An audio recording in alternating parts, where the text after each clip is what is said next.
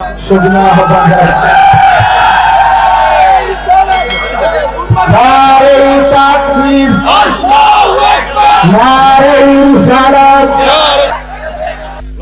আমার উম্মত থাকলে আমার কাছে ভালো লাগতো। ও প্রেমর বাবা, দেবিদ্দারের বাবা, ও চান্দিনার বাবা, কেন তাইরি নবী নবী করে কেন প্রেমর মানুষ রাত্র 1:15 সময় বসে আছে? ও বন্ধুরে, নবী কেমন জিনিস রে বাজি, নবী কেমন সম্ভব, নবী রে আল্লাহ পার্কের মধ্যে এসেছি, ওই পার্কের মধ্যে আমার পাশে যদি আমার উম্মত থাকতো মনটা বড় খুশি হইতো। আল্লাহ ডাক দেখে, বন্ধু কাঁদেন না, আপনি কাঁদলে আমি সইতে পারি না, দেখা দাও রাসূলুল্লাহ তুমি কাঁদে আসিনি কত মাস, রাসূলুল্লাহ কি উপায় হবে আমার, রাসূলুল্লাহ কি উপায় হবে আমায়, ওই মাদিনার পথের ধুলি মাখতাম আমি পেলে সুরমা বলে, ওই মাদিনার পথের ধুলি মাখতাম আমি পেলে সুরমা বলে, ফিরে পেত এ নয়ন নূরেরই আধার, ফিরে পেত এ নয়ন নূরেরই আধার, ডেকে নাও রোজা তোমার, রাসূলুল্লাহ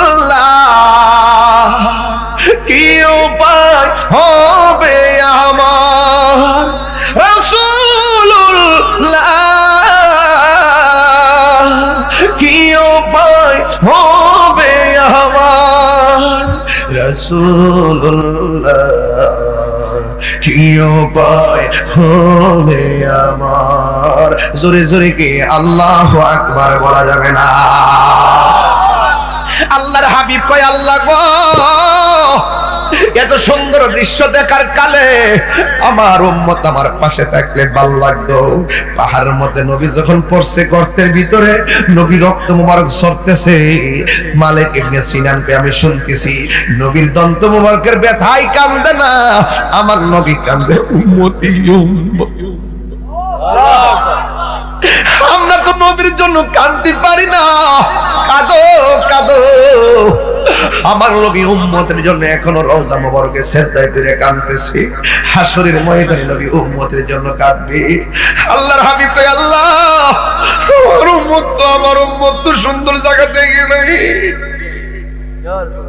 কোন নবী দেখে নাই, কিন্তু আমার উম্মত তো দেখে নাই,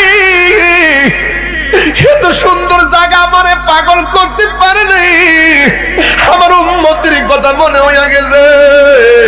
আল্লাহ বলে, বন্ধু গো, বন্ধু চিন্তা কইরেন না,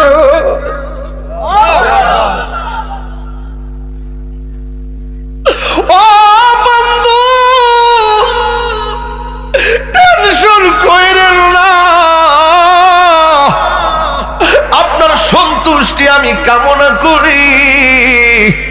আল্লাহ কয়, ওয়ালা সাওফা ইউতিকা রাব্বুকা ফাতারদা, আপনারা আমি যা দিন আপনি সন্তুষ্ট হয়ে যাবেন। আল্লাহ ডাক দিয়ে, বন্ধু একটা জায়গা দেখানোর পরে আপনি কেঁদেছেন, আপনাকে সান্ত্বনা দেওয়ার জন্য আমি 17টা জায়গায় ঘুরাইছি, এরপরও কেঁদেছেন উম্মতের মায়ায়, তাইলে উম্মত তো পাইলে আপনি শান্তি হয়ে যাবেন। কই জি আল্লাহ, আমি সন্তুষ্ট হয়ে যাব। আল্লাহ ডাক দিয়ে কি ও বন্ধু আমি আপনার একটা হাদিয়া দিব, হাদিয়া। কই কি হাদিয়া? আপনার উম্মতের জন্য আমি 5 ওয়াক্ত নামাজ দিলাম। এই 5 ওয়াক্ত নামাজের ফরজ হলো, ফজরের নামাজের ফরজ হলো 2 রাকাত, যোহরের নামাজের ফরজ হলো 4 রাকাত, 2 আর 4 হলো 10, আসরের নামাজের ফরজ হলো 4 রাকাত, 6 আর 4 হলো 10, মাগরিবের নামাজের হলো 3 রাকাত, 10 আর 3 হলো 13, এশার নামাজ হলো 4 রাকাত ফরজ, এই 13 আর 4 হলো 17 রাকাত।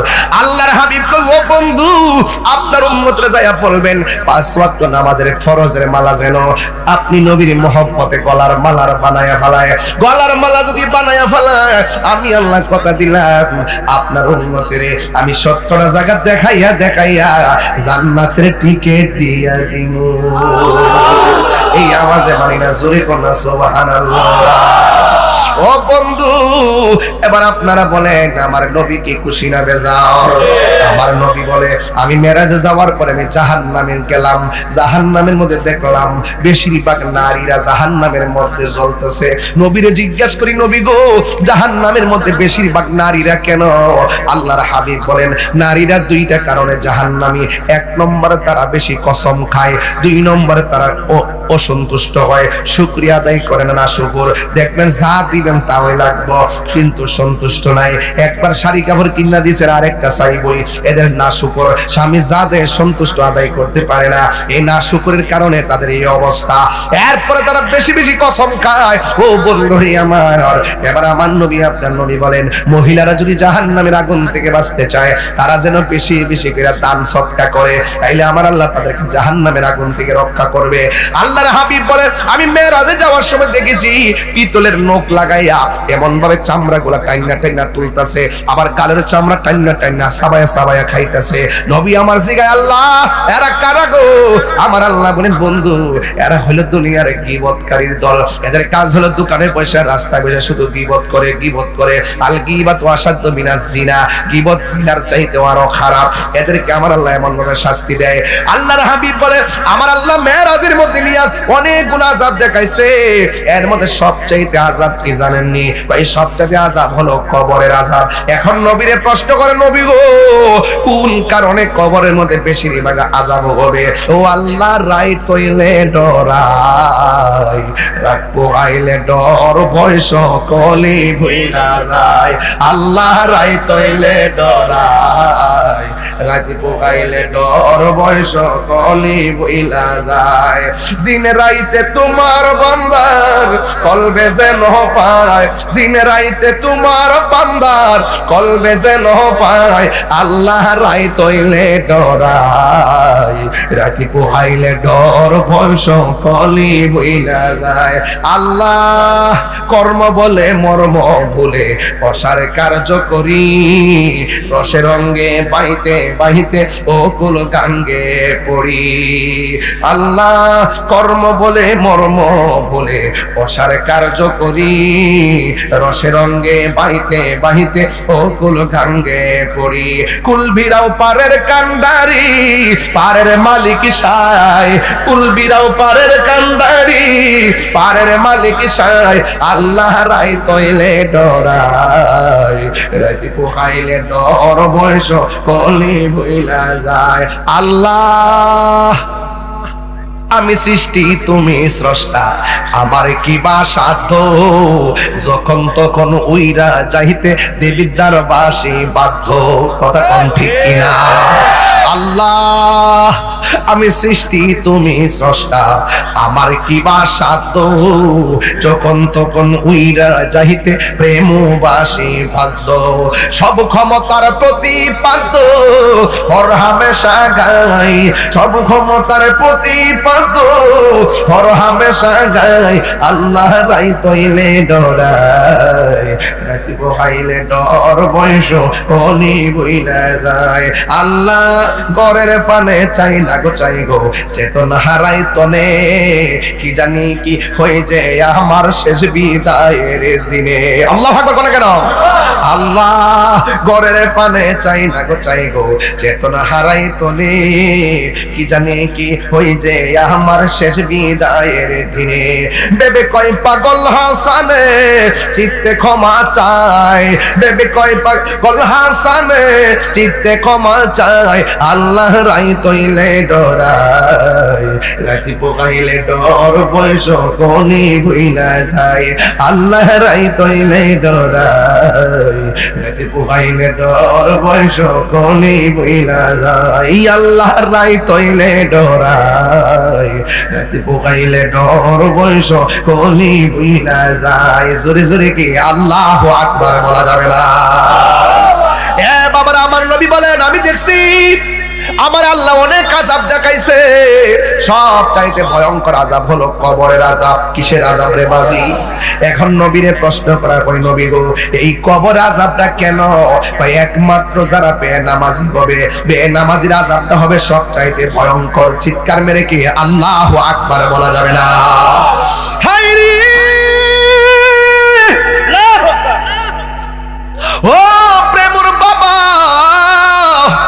বিদায় বেলায় কথাটা বইলাই যাই বলেন আপনারা বলেন বেনামাজির কবরে শাস্তি আছে না নাই আমার নবী বলে আমি যত আযাব দেখছি সব চাইতে কঠিন আযাব হলো কবরের আযাব কেমনে একা একা থাকবো শীতের মধ্যে কুয়াশা যেন না পড়ে উপরে ছামিয়ে না দিছি অথচ পাশে প্রেমর পাশে গুরুস্থানটার মধ্যে কতজনের আব্বা মাটিটার মধ্যে ফুইরা রইছে কতজনের আম্মা মাটিটার মধ্যে একলা একলা ফুইরা রইছে ওই কবর তো আমারে আপনারে ডাকতেছে বেশি না মাত্র 100 বছরের ভিতরে এখানে একটা মানুষ নাই সবাই দেখবেন কবরে প্রায় 95 ভাগ আমরা চলে যাব কেউ থাকবো না হাজার জনম পর্যন্ত এই ঘরের মধ্যে পড়ে থাকবো এই ঘরটা বড় সাংঘাতিক জায়গা আল্লাহর হাবিব ডাক দিয়ে কই বেনামাজির কবরের ভিতরে অনেক বড় আযাব কয় কি আযাব কয় ডান পাশের মাটি এক প্রান্তে চলে যাবে